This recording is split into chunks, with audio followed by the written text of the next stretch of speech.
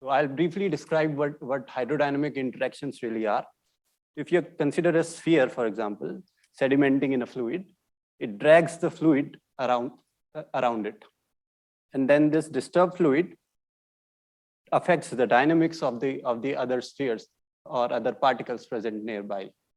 And this other particle will also disturb the flow, which in turn will affect the dynamics of the first particle. In this manner, the dynamics of the two particles are coupled to each other through the fluid. And this is what we call hydrodynamic interactions. A couple of years ago, Rahul Chhajwa, a former student of ICTS, performed these experiments in which he considered an array of oblate spheroids. So here's what an oblate spheroid looks like. It's a disc-shaped object. And what he did is he took an array of oblate spheroids, he put them in a lattice, disturbed the lattice slightly, and let them sediment in a viscous fluid. So what he found out is that this array of spheroids is prone to clumping. But what's more interesting is that there are two different mechanisms that lead to clumping in case of spheroids. So here's an example. Depending on the lattice spacing, the mechanism that leads to clumping is different. So in the first image, we have clumping that mainly occurs at the valley of this configuration. So perturbations grow exponentially in the first case, and in the valley, we see clumping happening. And when the clumping happens, particles clump together and then separate out and fall down faster. While in the other case, the clumping does not happen at the valley, but at a different location entirely. And the goal of this talk is to understand this two different mechanisms of clumping through numerics. Well, before going into an array of spheroids, I'll briefly describe the dynamics of spheres in a viscous fluid. So if you consider two spheres sedimenting in a viscous fluid, they not only just fall down vertically, but they also drift horizontally due to the hydrodynamic interactions. Now, if you consider an array of spheres, and in a lattice and disturb them slightly, for example, in this case, the middle sphere falls a bit faster because the nearby two spheres are dragging the fluid downwards. And once it reaches this configuration, the spheres towards the left of the middle one will try to drift rightwards, while the spheres on the right of the middle one will try to drift leftwards. And this is what causes clumping in spheres. And this mechanism is called the Crowley mechanism. And spheres cannot escape this clumping. So the clumping is sort of inevitable in case of spheres. But when you consider spheroids instead of sphere, there is an additional orientation degree of freedom associated with spheroids, which can help them escape this Crowley instability. If you consider just a single spheroid sedimenting in a fluid, it not only falls down, again, it drifts depending on its orientation. And when you consider an array of spheroids, again, the Crowley mechanism, which is due to the hydrodynamic interactions, will try to form clumps in case of spheroids, but then this drift will helps the spheroids to sort of declump. It doesn't allow them to go inside this valley. So there's this competition between the Crowley mechanism and this drift mechanism, which ultimately decides the fate of sedimenting spheroids. So Rahul Chhajwa and others, they did this linear stability analysis of this problem, and they found out there are two different regimes where the perturbation grows differently. So in the unstable regime, the perturbation grows exponentially, and the Crowley mechanism wins against the drift mechanism, and we have clump forming at the valley. While in the neutral regime, they found out that the perturbations, they grow algebraically, and but linear stability analysis tells you that the perturbations will just oscillate in time. And in this case, one can say that one can explain this neutral regime by saying that the drift mechanism is strong enough to fight against this Crowley mechanism, which leads to a different kind of clumping in case. So this was all done under the point force approximation. This analysis all was done under the point force approximation. I'll briefly explain what point force approximation really is. Before going into the point force approximation, I'll explain what a point force is. So in our scenario, in these experiments, we have viscous fluid, in which case the equations of motion of the fluid is better governed by this Stokes equation, in which case you can neglect the inertia of fluid parcels, and the fluid equation is governed by the Stokes equation.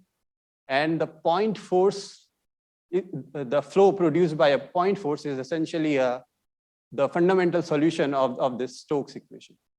The flow is simply given by this through this Green's function, and the flow looks like this. So if you have a point force sitting at the black dot here, pointing downwards, it would disturb the flow in this manner. It would drag the fluid down in this manner.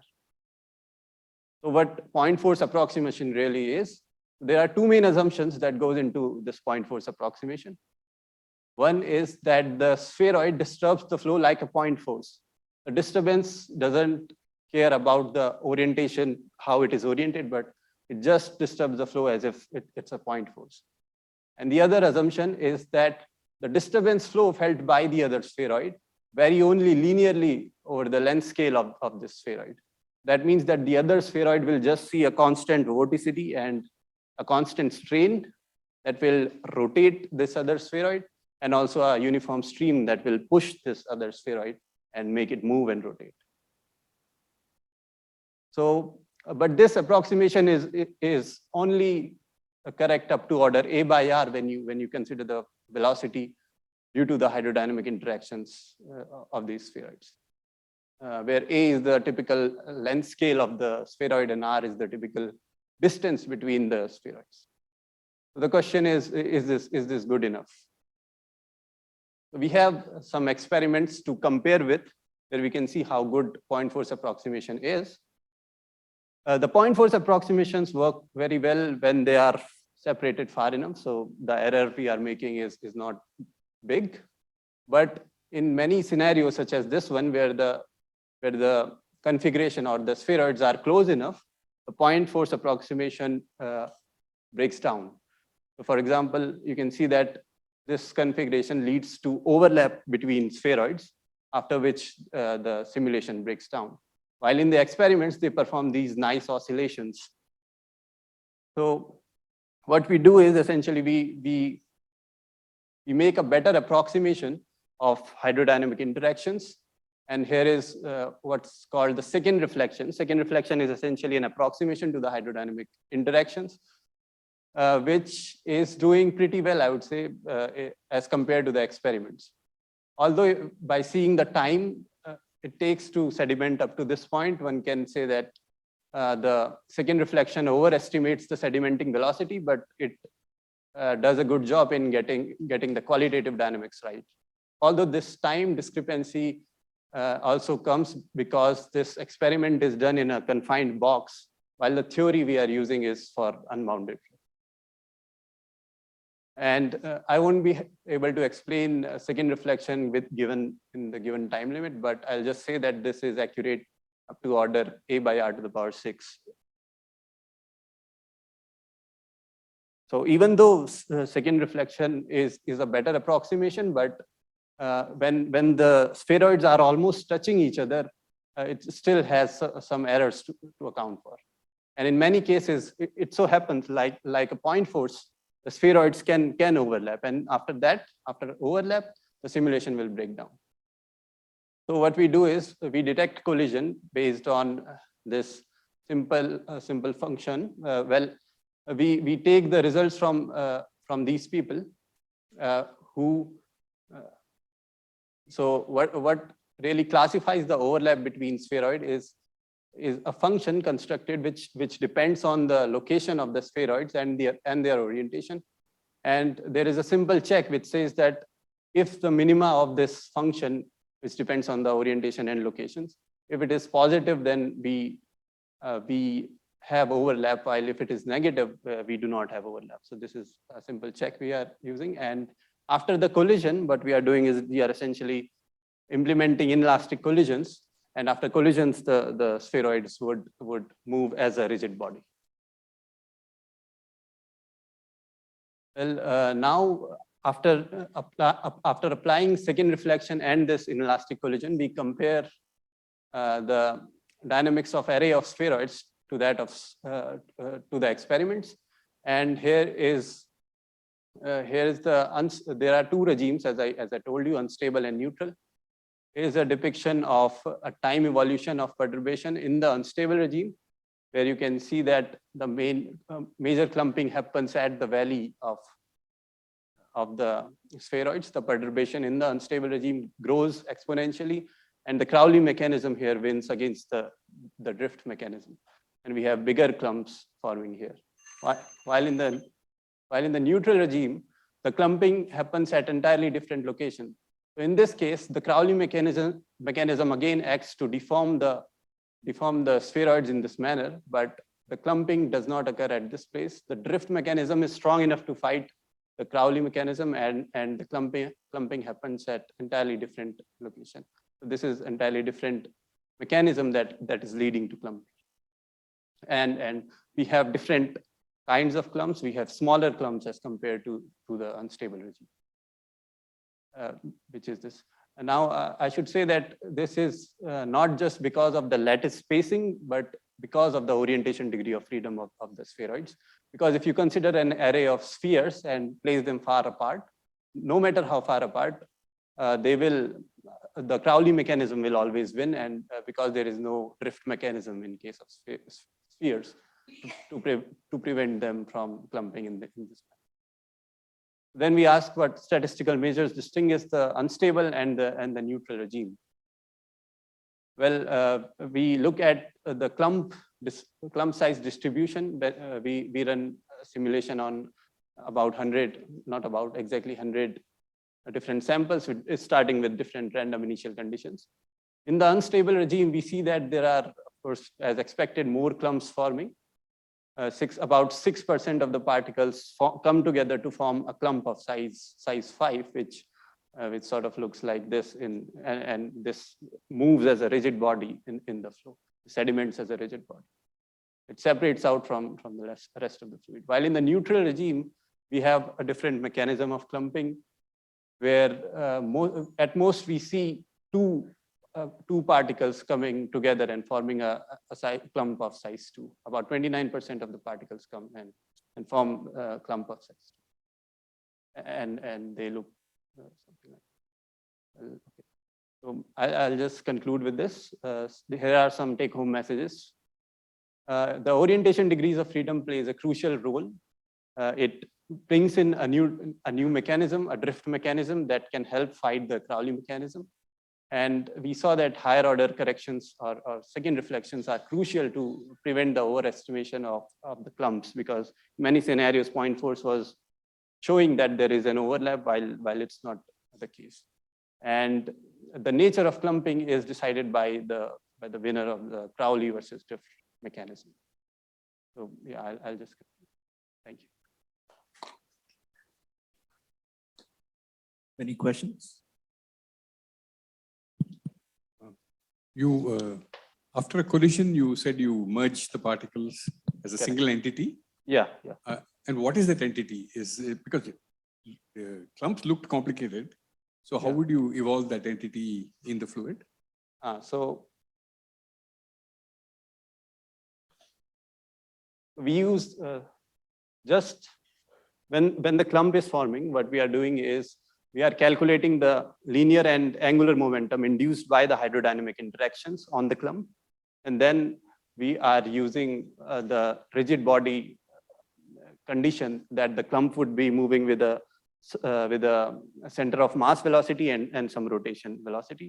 We are using the conservation of linear and angular momentum to get the. So it's no longer a single spheroid, it's a more complicated object. Yeah, yeah. In Okay. which case the dynamics is determined by the hydrodynamic interactions. Hello. Yeah. So you talked about how, like if you take some array of particles and put a perturbation, how they clump. Mhm. Is there something to be said about, like the opposite thing where you have some collection of particles, clusters, and you try to ask how they disperse? Is there a similar statement about that kind of thing, or like? Mostly in hydrodynamic interaction have been seen to make the particles come close to each other, some sort of attractive kind of interaction. And also we are using the sticky, the inelastic collision. So this model won't be able to do that. But I think if you disperse them very close to each other, they won't be repelling, because hydrodynamic interaction is, in most of the cases, it tries to clump. Okay, so one related question, which is that, like when you start this simulations and so on, so initially the perturbations are just perturbations of positions, and then you start all of them at rest. Is that right? Yeah, yeah. Okay, but do things change a lot if you try to give them some initial velocities and so on? So there is one assumption that about the particles that I did not mention. So this is overdamped case in which the inertia of particles can be neglected. So given the force, given any configuration, the velocity is always determined by the configuration. So if you do not have, you are solving basically the first order equation to get the time. Thanks.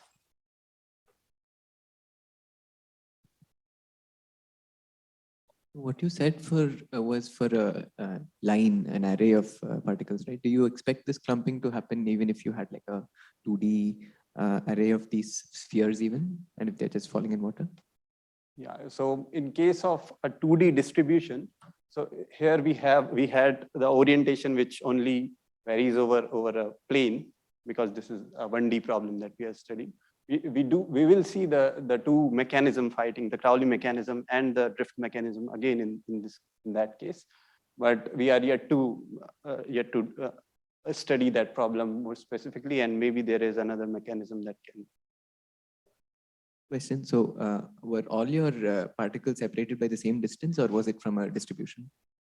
They were separated by the same distance, and then there was perturbation on those. So if you had initially put them with some distance that was varying in on the line with some distribution, what do you expect? I mean, do you have something to say? So if the minimum of the distance goes in the unstable regime, I would expect them to clump in this manner. Although, yeah, in this manner. But if the minimum distance, if the minimum of the distance is in the neutral regime, then I would expect them to clump in the way the neutral regime clumping happens.